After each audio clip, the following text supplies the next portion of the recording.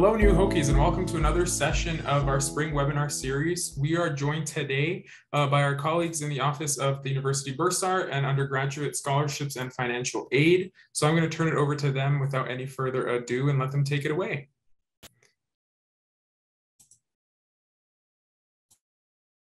All right, I'm Henry Showalter. I'm with the Office of the University Bursar. And I'm Chad Sartini with the Office of University Scholarships and Financial Aid. So let's get started with Money Matters. What we're going to discuss today is your e-bill and payment options. And Chad, I'm ready for our second slide.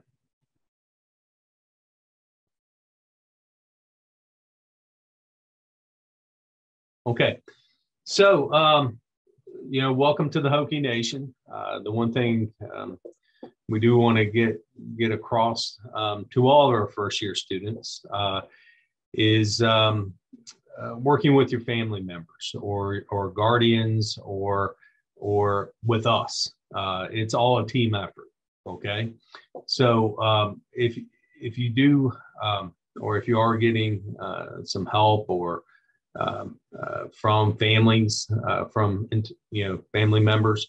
One of the jump up points for our navigation is wallet.vt.edu. And that is primarily for guardians or family members that are assisting you or can help you sort of navigate through the financial part of your university career here at Virginia Tech. So for those family members and guardians, we want you to give them a verbal passcode for the FERPA, which is an acronym for Family Education Rights and Privacy Act. What that'll do, that'll enable them to call in on your behalf. If you have questions, you would need to create one too. And this is all handled through your Students Hokie SPA.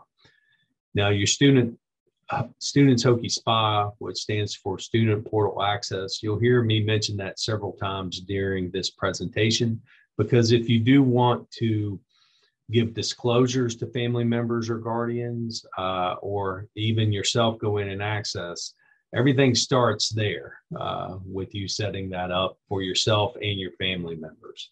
But again, we do encourage that you team with us and your family members. The main thing, we've seen students who are successful with starting their careers with the university and throughout their careers is if you have questions, the university has staff members that are here to help you out. And communication is the key. So if you ever feel like that you're frustrated, you don't understand, if you're here on campus, come into the bursar's office. We are located on campus, and or if you can't, give us a call. And the key is to start that communication rolling so that everybody is on the same page. So if you ever feel like that you don't understand anything, give us a call. We'll be happy to help you out, or come in person. Somebody will be happy to talk with you in person. Right. Okay, so your e-bill, the university is a paperless billing university. So you're not going to receive a bill in July for your fall term or ever receive a bill by mail that you send in. So what we want is for you to access your e-bill, sort of explore that a little bit. Everything's new, so it usually takes time to look at items on there, and especially for your authorized payers, which could be your parents or guardians. We want you guys to team up, sit down, take a look at it. If you have questions when you look at it, reach out to us again, either by phone or you can email us as well. But what will happen is you don't get a bill via your email, you get a notification of billing. So mid-July is when we start billing for fall term. And you'll see you'll get a notification that there is a bill out there now. You can log into your Hokie SPA. If you have authorized a family member, then they could log into their authorized payer, and you can actually see a line item of charges with subtotals at the bottom. And again, if you have any questions, give us a call about that. Or if you feel like something is billed in error, give us a call. The key is communication. Our deadline date is August 10th. Now, what makes that significant for the fall term is that's prior to you typically moving on to campus. So you need to footnote this and know that you'll need to have your bill either settled or paid by August 10th. And again, if you find yourself closing in on that August 10th deadline date, you definitely need to give us a call if there's any issues or any advice how to proceed forward. We do encourage that you start early, meaning start right now, start in June. Don't wait until the beginning of August to start filling the gaps in your tuition and fees.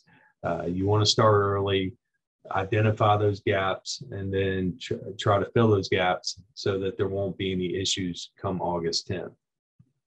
You can pay online. An e-check is free. We accept all credit cards, but there is a service charge for that. If you're an international student, the university did partner with Flywire, and you can pay through your domestic currency there through Flywire. And we do offer a payment plan, which I'll get into here in a couple slides, and that's per semester. So this is a screenshot through your Hokie Spot e-bill to where you can add a guardian or parent as an authorized payer. And what this enables them to do is only to be able to log in, look at the financials or the e-bills or the statements, and they can make payments on your behalf. So what we like is when you bring them within that fiscal loop, it's sort of your safety net. Because when you get here as a student, you're going to be extremely busy, academics, of course, social, just getting used to college. And if something occurs and you're a little unsure on why it occurred, it's good to have that secondary authorized payer, sort of as your safety net here who can act on your behalf. Again, if you're here and you have a question, feel free to call. Communication is the key when it comes to your billing. Understanding the bill, when you log in, this is another screenshot. It tells you what your current activity is, if you owe anything, or if the university is set to send you a refund. It also, your statements will exist throughout your whole student's career. Every month, if something occurs on your account, we'll produce a statement, and that produces a history to where if you ever want to look back on how much was paid, how much was charged, that's available to you during your student career. And also this page has the old make a payment button to where you can go in and do an e-check or a credit card and make a payment online, which acts in real time to us and then drafts your account usually within 24 hours. So understanding the bill, current activity, this just tells you what's going on your account on a daily basis.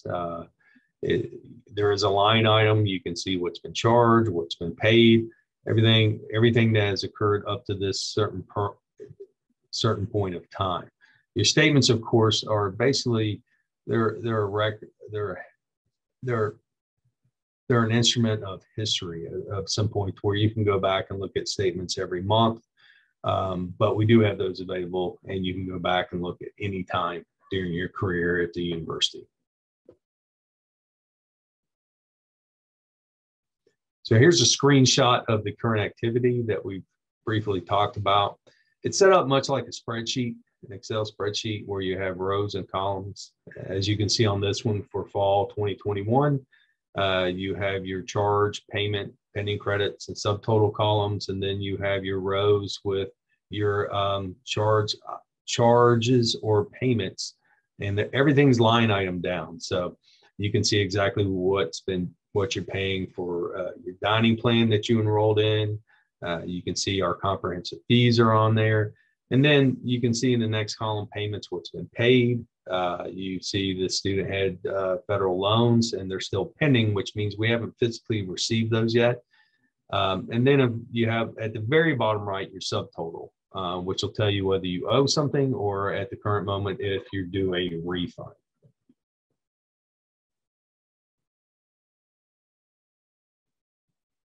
So as we discussed, charges, these are items that are assessed to your account. Payments, these are monies actually received. Pending credits, these are monies that we're waiting to receive. We've been notified we're going to receive them. And typically those are prepaid.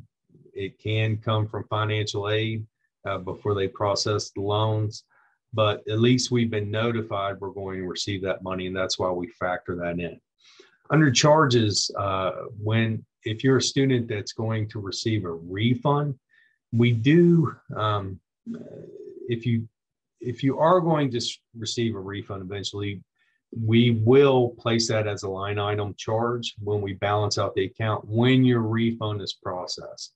So for example, if you receive financial aid and your account is now due a refund, we'll actually balance out, and it's sort of an accounting tool on our statements and our current activity. But again, if you ever see that and you question it, feel free to call us, and we'll be happy to go over the account with you.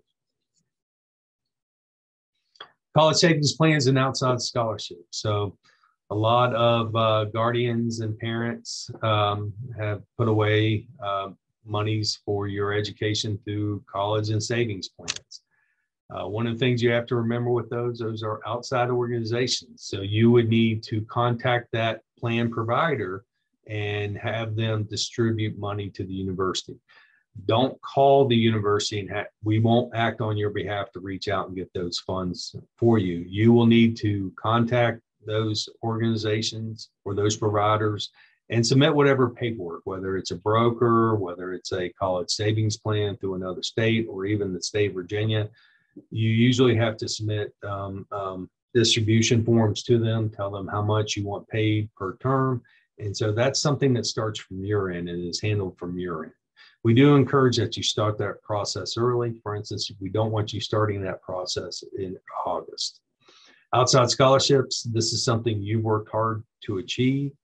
And outside scholarships are scholarships that are, for instance, from civic organizations, could be from your church, could be from your school system.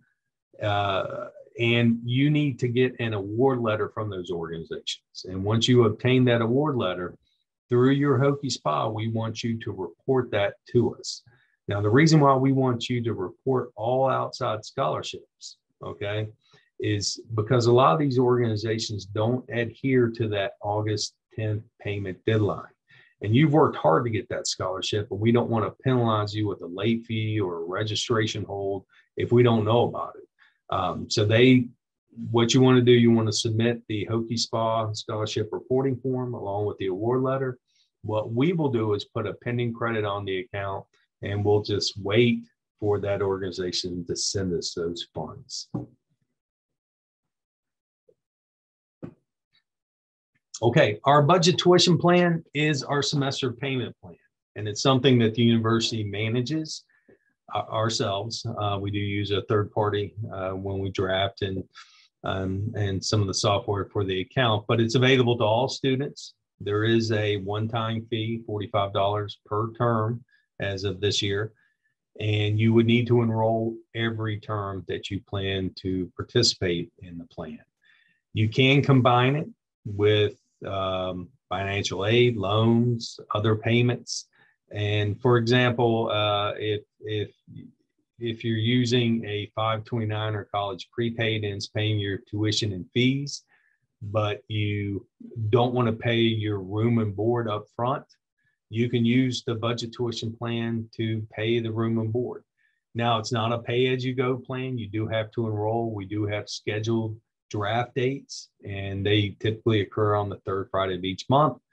In fall, our plans debit August through November, and spring we debit January through April. And of course, we now offer a summer plan for summer session participants.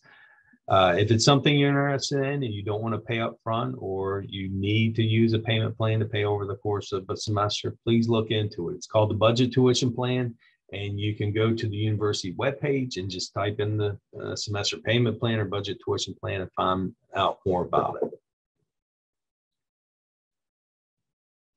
Okay, so how do we issue refunds? So we want, you as a student, if you anticipate you're going to get a refund to either cover school supplies, incidentals, a computer is one of the big things, and you're planning on receiving a refund from financial aid, we want you to enroll in direct deposit. And that is through your Hokie Spa. All roads lead to Hokie Spa when you're a student. You do want to enroll in direct deposit, and it will stay in there throughout your career. So any overpayment that occurs on the account, we can get those funds to you. If you don't enroll in direct deposit, then we send out a paper check, and odds are you'll probably have to anticipate paying for incidental school supplies, a computer out of pocket, because it does take a while for that paper check to get, and it goes to your home address. It will not go to the one here on campus. So you need to anticipate that. With credit cards, if a credit card payment has been used and there's a refund scheduled, our agreement with the credit card companies is that we will refund them first, meaning that you'll get a credit on that credit card. We won't send a direct deposit or a paper check out to you. We'll refund that credit card first. So just remember, if you anticipate you're going to get a refund for anything per term, make sure that you enroll in direct deposit. Now, with financial aid, we typically refund if an overpayment is due. We typically refund a week before classes start. So source types of refunds: financial aid, the budget tuition plan if you pay too much in that, or if somebody pays by e-check, credit card, or cash. Those are how refund. Those if there's an overpayment will produce a refund back to you.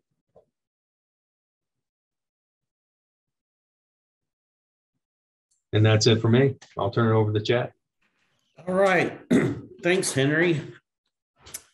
So let's talk about financial aid here for the start of the fall semester. So as Henry said, all roads lead to Hokie Spa, and I want y'all to see the Hokie Spa page that shows you where you can view your financial aid information and your award package by age year. And right above that, you'll also see Hokie Wallet that Henry spoke about.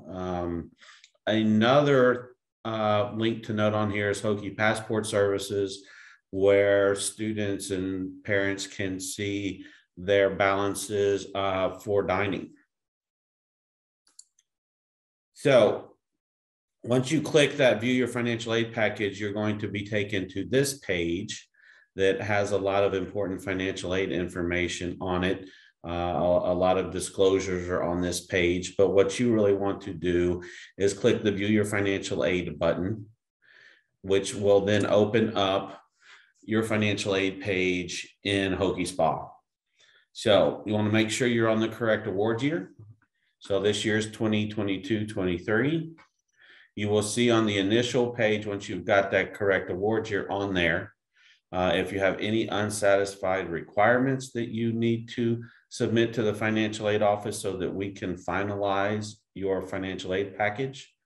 And you also will see across the top the menu items. To see your actual award, you're going to click on Award Offer. You're going to see a breakdown of the cost of attendance, and the cost of attendance is important to note. That's not the bill. That's not the actual amount of money that a student has to pay to go to school. It's an estimate of the total cost to attend Virginia Tech for fall and spring semesters. It includes billable and non-billable items. So please keep that in mind as you look at this screen, because you may look at that and be shocked and say, well, that's quite an inflated number. What you really want to pay attention to when it comes time to paying is the bill that Henry spoke about.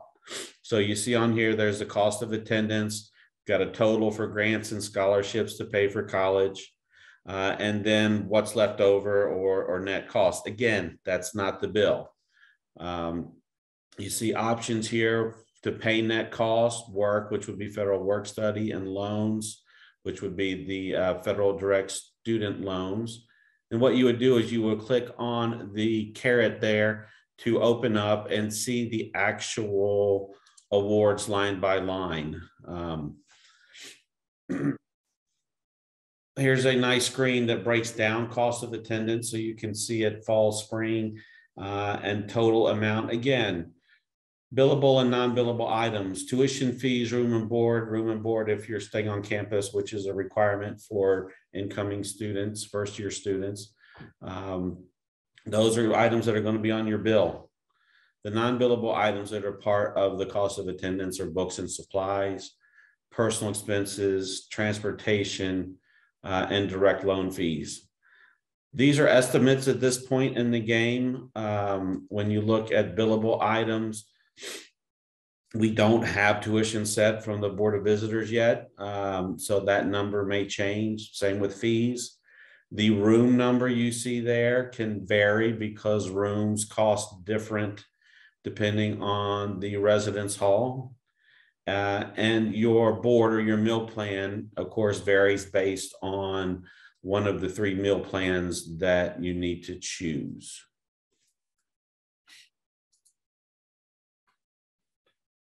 Here we see we've opened up the caret for grants and scholarships to pay for college, and you can see different types of grant and scholarship aid here on this screen, split up fall and spring and with a total amount. And you'll see that those are in an accepted status. Any money offered by Virginia Tech as that scholarship or grant money is going to be shown in accepted status. So you don't need to do anything else to receive grants or scholarships that are awarded by our office. If you open up work, you'll see there's the Federal Work Study Award. And if you open up loans, you'll see the loans. You do have to take action on these if you want to use them. So taking action would be either accepting work study or declining work study. For loans, you can accept the whole amount, you can accept a partial amount, or you can decline them.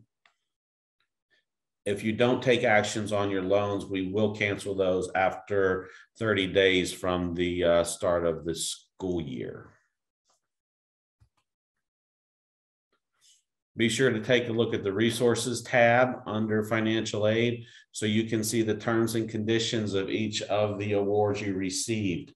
These are the terms and conditions that let you know what you need to do to keep the financial aid that you receive. So make sure that you take a look at those. That's available all throughout the year, so you can come back and check that anytime. As far as notifications go, we will put messages here. We'll send you an email that says you've got a message. You come in, click on it, see what the messages are. For example, this is to provide our office with copies of 2020 W-2 forms. So we had some information that we needed to verify for processing of financial aid. So make sure you take care of those.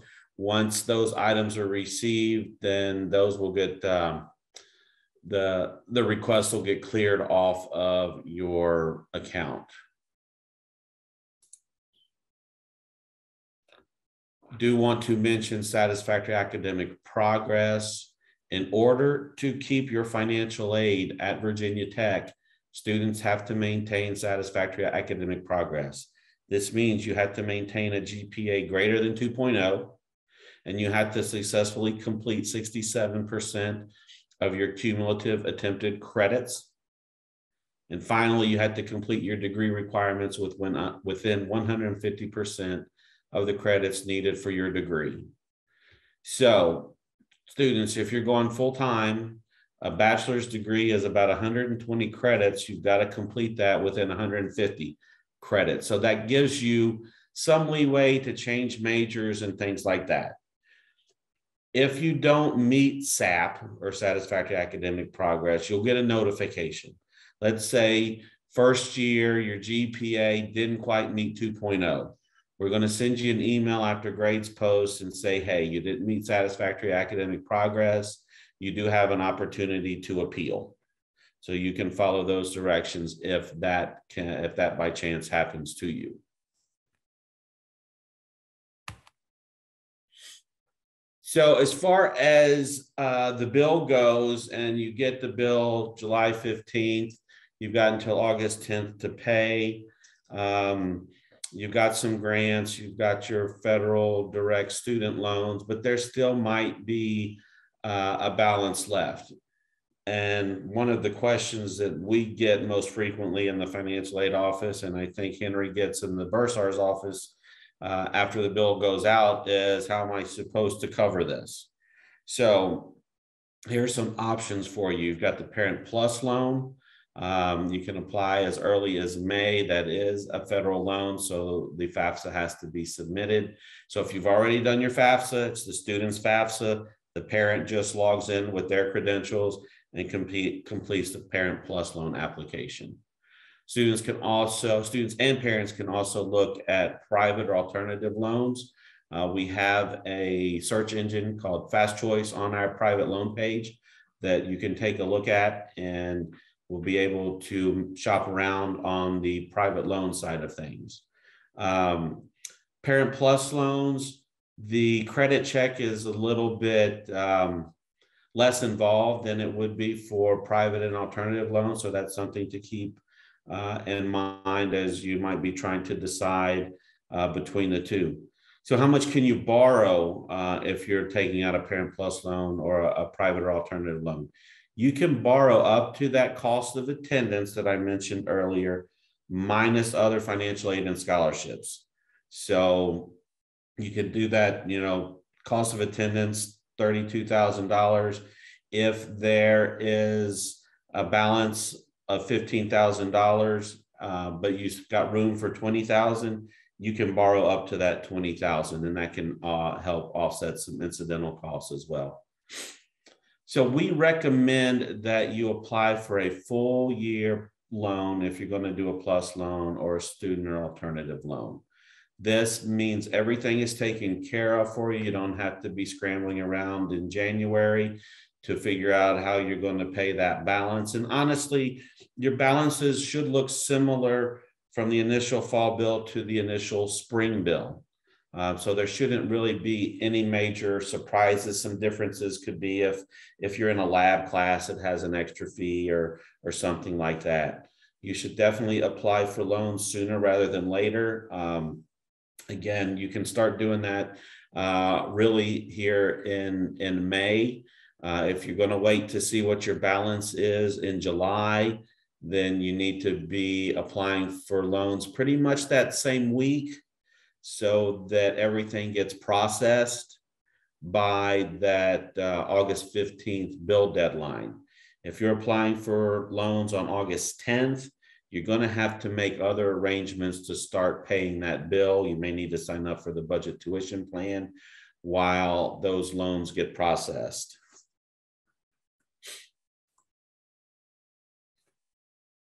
So some loan myths. If I borrow a full year loan, I'm paying interest on the entire amount from the start of the fall semester. This is incorrect. You're only going to pay interest on the amount that's dispersed. So the interest, if you do a full year loan, the interest is only going to accrue on the fall portion of that loan first. It won't accrue on the spring portion of that loan. And you can cancel the spring portion of that loan if you figured out another way to pay that balance. It's better to wait for spring charges to apply for a loan then. Again, I basically touched on this. Your bill is going to be very similar for both terms. So really waiting until until January for that to pay for spring charges, you're really pushing being able to meet that deadline. So we really recommend that you apply for that full year loan. Again, we can make adjustments later. Additionally, when you apply for a loan for the full academic year, you're going to have one credit check and one loan payment. Whereas if you do it by semesters, 2 credit checks, 2 loan payments. If you opt for more than one loan, you may run the risk of being denied on future applications, just something to keep in mind. But really what it comes down to is having peace of mind, knowing that the aid you applied for is in place for both the fall and the spring semesters. Some general pointers as we end the presentation. You're going to want to complete the FAFSA and the scholarship application each year. Financial aid is a yearly process. The FAFSA opens on October 1 each year. You can do it that very day. The scholarship application for next year. So for those of you who, for our incoming students, we're talking about for your sophomore year, it's going to be open in late August this year. Please remember the priority deadline for maximum financial aid and scholarship consideration is January 22nd each year. January 22nd is a hard deadline. So you want to make sure you meet that. We will send out reminders via email to students and parents. The date will be on our website. So there's really no excuse for not knowing when this deadline is. Students, you should check your email regularly, parents as well. Most of our emails from the financial aid office are going to go to students. Parents will send out reminders as a courtesy, but students really need to keep an eye on their emails because we will send most all financial aid notifications to them. If you're not checking email, get in the habit of checking Hokie Spa regularly, or do both actually. But check Hokie Spa regularly, check your financial aid, and check those messages, see if anything has changed. Always have your FERPA passcode when contacting a Virginia Tech office. You need that FERPA passcode as parents or guardians. Otherwise, we're not going to be able to go into account detail with you. And please don't wait until the last minute to do loan applications, to send in 529s, to submit outside scholarships online, to apply for the budget tuition plan and make payments.